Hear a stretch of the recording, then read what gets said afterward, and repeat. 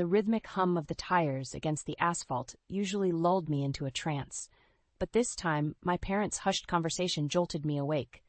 Something about their tones made the hair on the back of my neck stand up.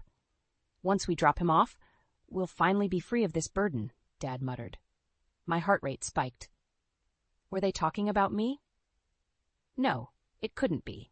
Mom glanced over her shoulder, her eyes meeting mine through the rearview mirror. A fleeting look of discomfort crossed her face before she turned back to Dad. "He'll be fine. We've arranged everything. It's for the best," she said, her voice strained. A knot formed in my stomach as I realized the truth. They were discussing abandoning me, their own son. Memories of their emotional distance and indifference flooded my mind, suddenly making sense. The car fell silent, but the tension was palpable. I wanted to confront them, to demand answers, but the words stuck in my throat. Instead, I studied their tense expressions, searching for any hint of remorse or hesitation. There was none. As the miles ticked by, my confusion morphed into a simmering anger. How could they do this to their own child? Didn't they care about me at all? When we stopped at a rest area, Dad announced he needed to stretch his legs. Mom followed suit, leaving me alone in the car. I watched them disappear into the building, my heart pounding with a mix of dread and anticipation. Moments later, the engine roared to life and the car jolted forward. Through the rear window, I saw them standing motionless, their faces devoid of emotion, as they watched me being driven away by their own hands.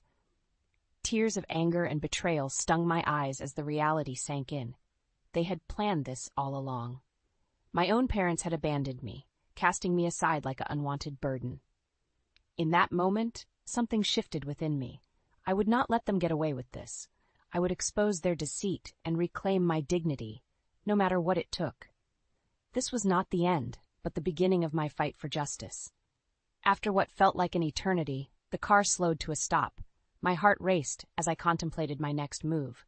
Should I confront the driver? Try to escape? The uncertainty was suffocating. The driver's door opened and a gruff-looking man peered inside. "You Brady?" he asked, his voice laced with suspicion. I nodded, my mouth dry. He beckoned me to follow him, and we entered a dingy motel room. The pungent smell of cigarette smoke assaulted my nostrils, making me nauseous. "Your folks paid me to bring you here," the man said, tossing a duffel bag onto the bed. "That's all your stuff. They said you'd be fine on your own." My heart sank as the weight of their betrayal crashed over me once again. Abandoned and alone, with nothing but a bag of my belongings. The man left without another word, and I sank onto the bed, burying my face in my hands. Hot tears of anger and despair streamed down my cheeks. How could they do this to me? After what felt like hours, I wiped my eyes and rummaged through the duffel bag, desperate for any clue as to their motives. That's when I found it, a manila envelope tucked away at the bottom. With shaking hands, I tore it open, and my worst fears were confirmed. Legal documents detailing an emancipation petition filed by my own parents seeking to sever all ties with me. They had been planning this for who knows how long, and I had been oblivious. Rage boiled within me as I read through the papers, each line a stinging reminder of their callousness. They claimed I was a financial burden, a hindrance to their lives. Harsh words like unruly and ungrateful jumped off the pages, painting a distorted picture of me that I barely recognized. Tears of anger blurred my vision as I crumpled the papers in my fist. How dare they? After all these years of neglect and emotional absence, they had the audacity to blame me? In that moment, a fire ignited within me, burning away any lingering doubts or attachments. They wanted to be free of me? Fine, but I would not go down without a fight. I would expose their cruelty and deceit, making them face the consequences of their actions. As I formulated a plan, a newfound determination coursed through my veins. I may have been alone, but I was far from helpless. With evidence in hand, I would seek out the one person I knew would have my back. My Aunt Quinlan. Tomorrow, the battle would begin, and this time I would not be the one left behind. The rumble of the truck's engine echoed through the quiet diner as it pulled into the parking lot. I clutched the duffel bag tightly, steeling myself for whatever lay ahead. Aunt Quinlan had agreed to meet me here, my last glimmer of hope in this nightmare. As I entered the diner, the aroma of freshly brewed coffee and sizzling bacon enveloped me, providing a brief moment of comfort. A kind-eyed woman behind the counter gave me a warm smile. "Can I help you, honey?" she asked. "I'm supposed to meet my aunt here," I replied, trying to keep my voice steady.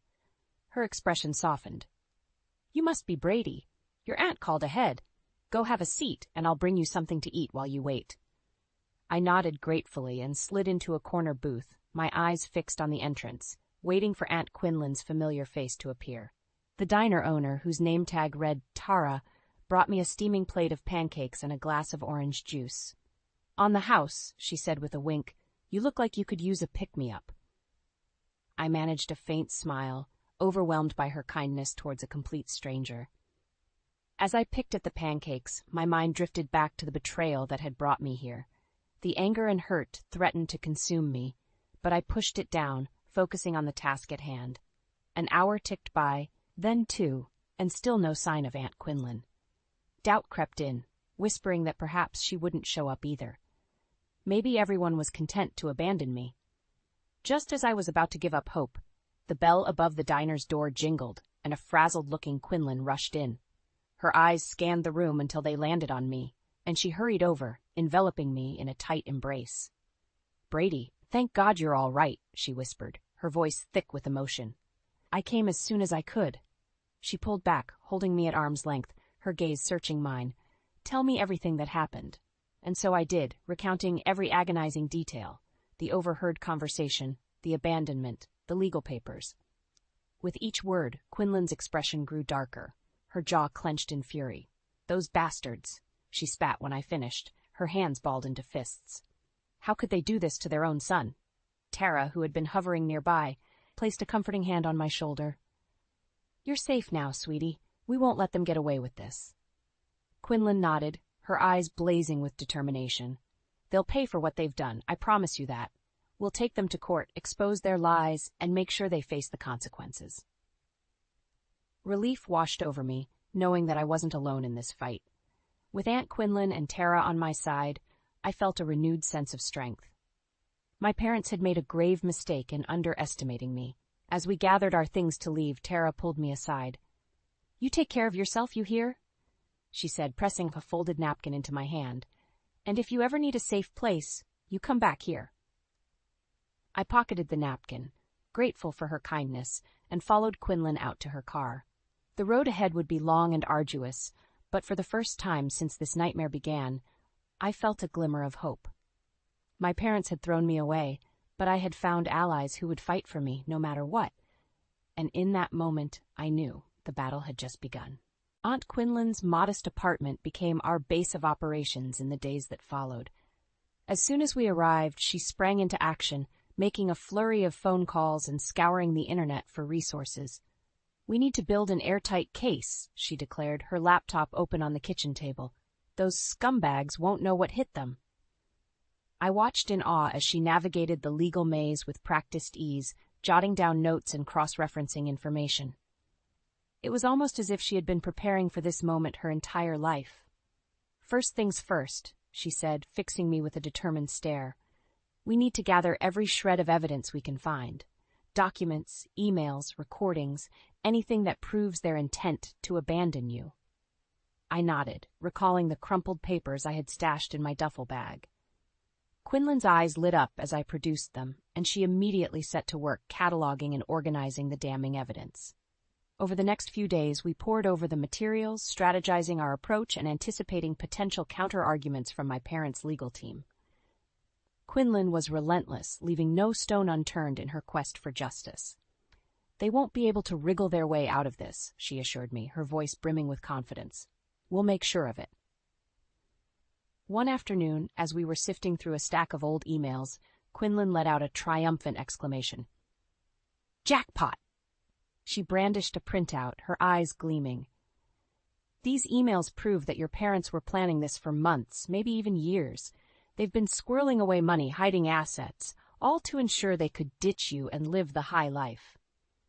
My stomach churned as the full weight of their betrayal sank in. They had been methodically plotting to discard me, like I was nothing more than a burdensome inconvenience. Quinlan must have sensed my turmoil because she reached across the table and gave my hand a reassuring squeeze. "We've got them now, Brady. They won't be able to deny or justify any of this. Her words ignited a newfound determination within me. For too long I had been the victim, powerless and cast aside. But no longer. With Quinlan's guidance, I was arming myself with the tools to fight back, to reclaim my dignity and hold my parents accountable for their despicable actions.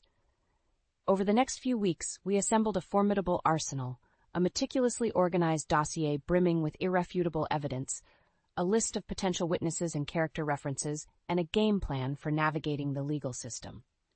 "We're ready," Quinlan declared one evening, her eyes blazing with conviction. "It's time to take the fight to them." As I nodded in agreement, a sense of calm washed over me. The road ahead would be arduous, but I was no longer the frightened, abandoned child I had been weeks earlier. With Quinlan by my side, I was a warrior, prepared to battle for justice and make my parents answer for their sins. They had made the grave mistake of underestimating me, and now they would face the consequences of their cruelty. The gloves were off, and I was ready for war. As our legal battle heated up, Aunt Quinlan's determination only intensified. She was like a woman possessed, leaving no stone unturned in her quest for justice. "We need to hit them from every angle," she declared one evening, her laptop illuminating her fierce expression. "They can't be allowed to wriggle out of this." I watched in awe as she meticulously scoured through financial records, legal documents, and even old home videos, searching for any shred of evidence that could bolster our case. "Look at this," she said, beckoning me over to the computer. On the screen was a grainy video clip from my childhood, a birthday party if the balloons and cake were any indication. At first I didn't understand the significance, but then Quinlan hit play and the sickening truth became clear. There, in the background, my parents sat together on the couch, their expressions cold and disinterested as the younger version of myself blew out the candles. No smiles, no encouragement, just a callous indifference that made my heart clench. "This is proof of emotional neglect," Quinlan said, her voice thick with anger. "We can use it to show a pattern of behavior, a premeditated disregard for your well-being." As we combed through more footage, the evidence mounted. Missed school events, dismissive comments, and even instances where they outright ignored or belittled me. It was a harrowing reminder of the emotional void that had been my childhood. But Quinlan wasn't done yet. She dug deeper, uncovering financial records that painted an even more damning picture. "They've been siphoning money into offshore accounts for years," she revealed, her brow furrowed in disgust, "all while neglecting to provide you with even the most basic necessities." The revelation hit me like a punch to the gut. Not only had they emotionally abandoned me, but they had also deprived me of material support, all to fuel their own selfish desires. As the days wore on, the magnitude of their betrayal grew more staggering with each new discovery. Quinlan remained relentless, her determination to expose their depravity fueling her every move. "They won't be able to buy their way out of this," she vowed, her eyes blazing with righteous fury. "We're going to make sure they face the full consequences of their actions, both legally and in the court of public opinion." And so, armed with a mountain of damning evidence, we prepared for the showdown. My parents, once untouchable in my eyes, would soon be brought to their knees, forced to answer for their crimes against their own flesh and blood. As the date of the court hearing loomed closer, a sense of vindication washed over me. For too long I had been the victim, cowering in their shadow. But no more. With Quinlan by my side, I was a force to be reckoned with, a warrior ready to unleash the full weight of justice upon those who had so grievously wronged me. The battle lines were drawn, and there would be no mercy, no quarter given. My parents had made a grave mistake in underestimating me, and now they would pay the ultimate price. The courtroom was packed, the air thick with anticipation. Quinlan gripped my hand tightly as we took our seats, her steely gaze fixed on the empty chairs where my parents would soon be sitting. "Stay strong," she whispered. "We've got this." Moments later, the doors swung open, and my parents strode in, flanked by their high-priced legal team. Their arrogant expressions said it all. They believed they were untouchable, that money and power would shield them from consequences. But as our eyes met, I saw a flicker of uncertainty cross their faces. Gone was the scared, helpless child they had abandoned. In my eyes, they saw a warrior, armed with the truth and a thirst for justice that would not be denied. The judge called the proceedings to order, and Quinlan wasted no time in launching our offensive. With surgical precision, she laid out the damning evidence, the emancipation papers, the financial records, the home videos, each piece painting a vivid picture of their depravity. These so-called parents have shown a pattern of callous disregard for their own child's well-being, she declared, her voice ringing out with conviction. They have subjected him to years of emotional and financial neglect, all while scheming to abandon him like discarded trash. My parents shifted uncomfortably in their seats, but I held their gaze, unflinching. This was their reckoning, and they would bear witness to the full weight of their sins. As the evidence mounted, their composed facades began to crack. Quinlan was relentless, hammering them with fact after fact, leaving no room for denial or excuses. These documents prove they've been stashing money away for years, depriving their own son of basic necessities, she said, brandishing the financial records, all to fund their selfish desires and ultimate plan to cast him aside. My father's face flushed red with anger, but I met his glare with a defiant stare. No longer would I cower before his intimidation tactics. Finally, it was my turn to take the stand. With trembling hands, I recounted the agonizing details of their betrayal, the overheard conversation, the abandonment, the crushing realization of their true intentions. They left me stranded like a piece of unwanted garbage, I said, my voice thick with emotion. Their own child, tossed aside without a second thought. Tears streamed down my mother's face, but I felt no sympathy. These were crocodile tears, a desperate attempt to salvage what little shred of humanity they had left. As I stepped down from the stand, I caught Quinlan's proud smile. She gave me a subtle nod, a silent affirmation that I had done well. In the end, the judge's verdict was swift and decisive. The emancipation petition was denied, and an investigation into potential criminal charges was ordered. My parents were ordered to pay restitution and undergo mandatory counseling, but their true punishment went far beyond the legal ramifications. As we left the courthouse, a throng of reporters and onlookers greeted us, showering me with support and condemning my parents' heinous actions. In that moment, I realized that true justice had been served. My parents' reputations were in tatters, their selfish desires exposed for all to see. They had been brought to their knees, forced to answer for their cruelty and callousness. As Quinlan ushered me into the waiting car, I caught one final glimpse of my parents. Broken, disgraced, and utterly defeated, and in that moment I felt a sense of catharsis wash over me. The battle was won, and I had emerged victorious. They had underestimated me, and now they had paid the ultimate price. The aftermath of the courtroom battle was both exhilarating and overwhelming. As Quinlan and I stepped out into the swarm of reporters and supporters, the weight of our victory hit me like a tidal wave. "Brady, Brady! Over here!" The reporters clamored, thrusting microphones and cameras in my face. Quinlan wrapped a protective arm around my shoulders, shielding me from the chaos. "Give the kid some space," she barked, her tone leaving no room for argument. As we pushed through the crowd, snippets of their questions reached my ears. "How does it feel to finally get justice? What would you say to your parents now? Are you worried about potential retaliation?" I remained silent, letting Quinlan take the lead as she expertly navigated us to the safety of her car. It was only when the door slammed shut, muffling the frenzy outside, that I finally let out the breath I had been holding. "You did it, kid," Quinlan said, her eyes shining with pride. "You took those bastards down in spectacular fashion."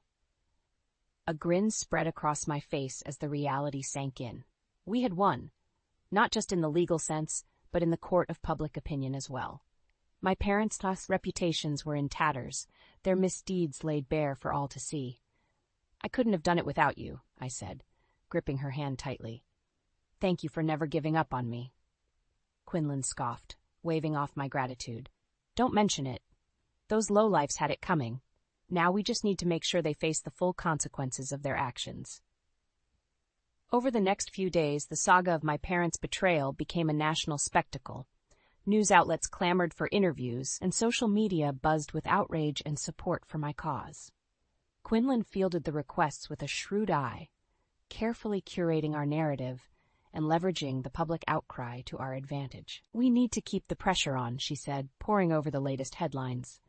"The more exposure this gets, the harder it will be for them to wriggle out of facing real consequences." And so we rode the wave of public fury, granting strategic interviews and releasing carefully curated evidence that further damned my parents' actions. Their reputations were in free fall, and I reveled in their downward spiral. But even as the world rallied behind me, a part of me couldn't help but feel a twinge of sadness. These were the people who had brought me into this world, the ones who were supposed to love and nurture me unconditionally. And yet, they had chosen to discard me like worthless trash. Quinlan, ever perceptive, sensed my inner turmoil. "It's okay to feel conflicted, Brady," she said gently. "What they did was unforgivable, but they're still your parents." I nodded, blinking back tears. I just never thought they were capable of something so cruel. Wrapping me in a fierce hug, Quinlan vowed, "They'll get what's coming to them, I promise. And when the dust settles, you'll be able to move on and build the life you deserve, one filled with love and support." As I clung to her, drawing strength from her unwavering presence, I knew she was right. The road ahead would be long, but I had already taken the first steps toward healing and reclaiming my power.